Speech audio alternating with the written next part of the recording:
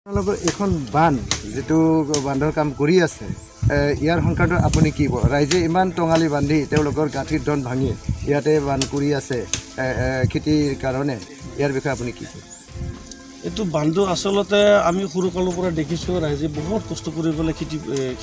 খেতি কৰা দেখা পাইছোঁ আজি আমাৰতো BTC চুক্তি হোৱাৰ পিছত বহুবাৰ ইয়াৰ ৰাইজে তাৰমানে কাকতি বিনীতি কৰিছে এপ্লাই কৰিছে MLA তাত কৰিছে বা MCLA তাত কৰিছে এতিয়া আকৌ EM হৈ গ'ল মন্ত্ৰী তেখেতৰ ওচৰতো বহুতবাৰ গৈছে কিন্তু আজিলৈকে কোনো কাণ দিয়া নাই গতিকে ৰাইজে এতিয়া চিন্তা কৰি আছে কি এই এটা দলং আছে এইটো এটা বান আছে এনেকুৱা অৱস্থাত ভুগিছে এই দলংটো মানে এইটো আমাৰ এই বটাবাৰীৰ পৰা এনেকুৱাকৈ এই ৰামবুৰী বৰিগাঁও হৈ পেলাই আমাৰ এই আলিকাক ওলাই এইফালে MB ৰোডটো ডাইৰেক্ট পানীৰ ৰাস্তা এইটো ৰাস্তাটো আমি বহুতবাৰ কাকতি মিলিত কৰিলোঁ ওচৰত গ'লোঁ ৰাইজে গৈছে কোনো ফলৱৰ্তী হোৱা নাই কিন্তু এতিয়া আমি দেখিছোঁ এতিয়া ইলেকশ্যনৰ দিন হৈ আছে এতিয়া বহুত পাৰ্টি আহিব বহুতেই পাৰ্টিয়ে ক'ব যে আমি কৰি দিম বুলি ক'ব কোনো মানে কিন্তু জাষ্ট কথাটো দিব কথা কৈ দিব ৰাইজক আশ্বাস দিব কিন্তু কোনো কাম নকৰে গতিকে আমি এতিয়া ভাবি আছোঁ কি যিজন পাৰ্টিয়ে আহি পেলাই আমাক ইয়াত ভোট দিবলৈ অনুৰোধ কৰিব আহিব তেতিয়া আমি সিহঁতক উচিত শিক্ষাটো আমি এই টাইমতে দিম বুলি আমি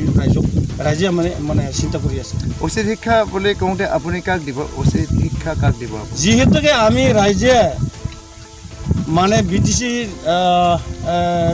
যিটো নেকি MCLA বা EMক আমি ভোট দিবলৈ জয়যুক্ত কৰাই দিছোঁ আমি ৰাইজে কিবা এটা সুবিধা পাম ৰাইজৰ কাম হ'ব বুলিয়ে তেওঁলোকক আমি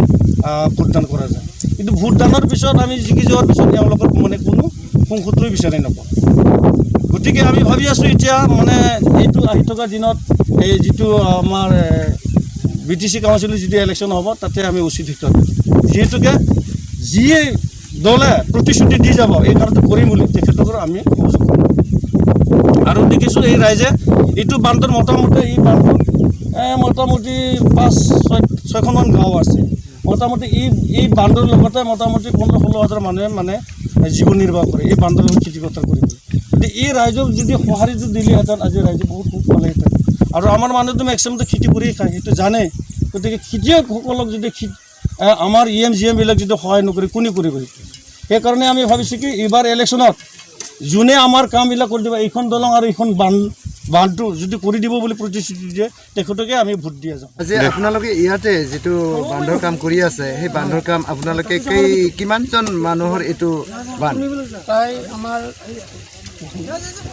200-250 মানুহ হয়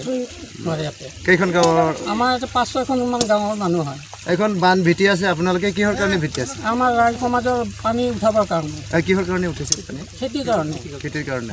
ইয়াতে চৰকাৰৰ ব্যৱস্থা কোনো আমি আজি 15 বছৰ দি আমি বহুত দৰখাস্ত দিয়া হ'ল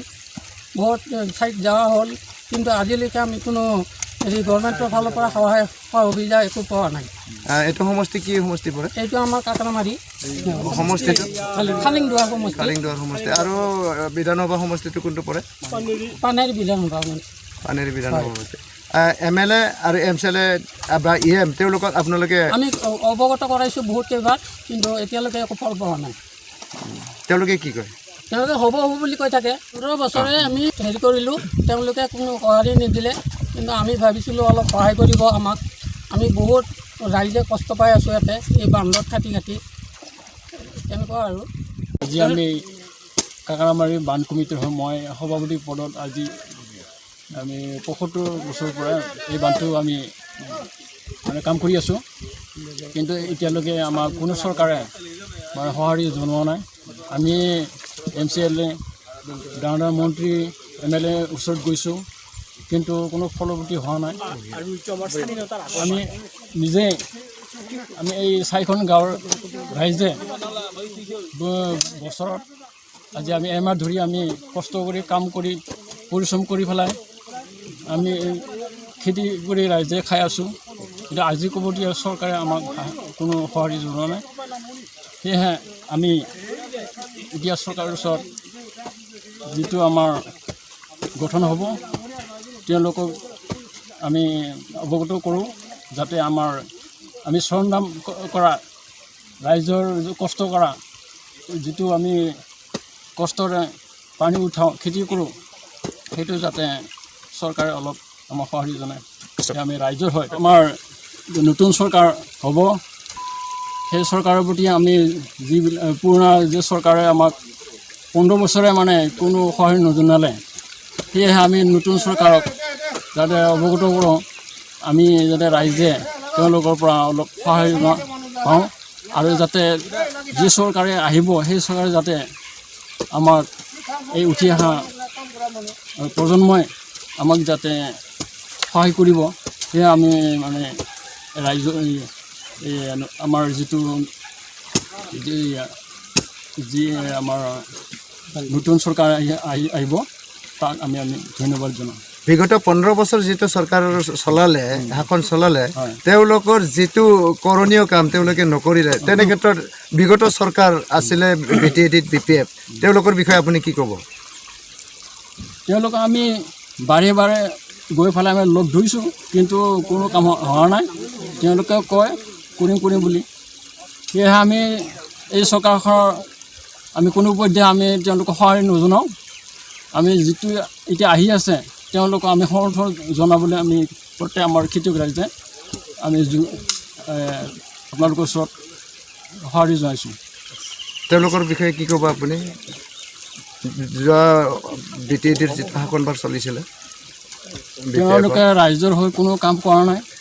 সেয়েহে আমি তেওঁৰ চৰকাৰৰ লগত আমি যোগদান নকৰোঁ আৰু ভৱিষ্যত যাতে আমাৰ নতুন চৰকাৰ আহিব তেওঁলোকক আমি সমৰ্থন